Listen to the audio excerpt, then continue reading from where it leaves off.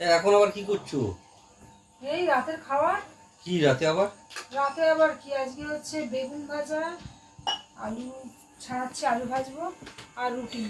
আর এই সব বাজার টাজার করে নিয়ে এসেছি, এগুলো সব তোলা হয়নি। এই করতে করতেই তো হয়ে গেল বৃষ্টিতে ভিজে ভিজে এসে।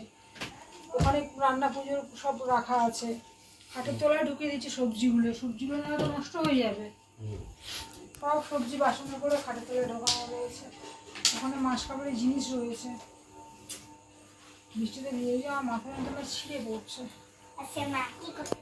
এই যে মা খাওয়া হয়ে গেছে? প্রচুর কাজের কাজ করেছে। কখন হয়ে গেছে খাওয়া আমার? রুটি আলু হয়ে যাবে, হয়ে খাবি না, খানা ভাত দিয়ে মাছ খাওয়া হয়ে গেছে। ডাল ভাত আর মাছ। আমাদের নিরামিষ খা সবজি ভাজা। মেয়ের মাদের বাড়ি সকালবেলা তো খেলাম। এখন আমার বাড়ি খাবি? না খাবো না। খা খা না খা, কিছু খা।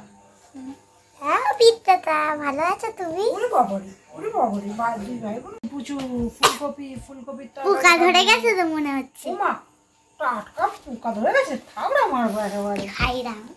ফুলকপির দাম আগুন দাম, কি আগুন দাম। পিঠা ধরে ফুলকপিটা কিনেছি নিরামিষ খাবো বলে। সোমবার রান্না করছে, লাগছে তো ফুলকপি তরকারি করবো।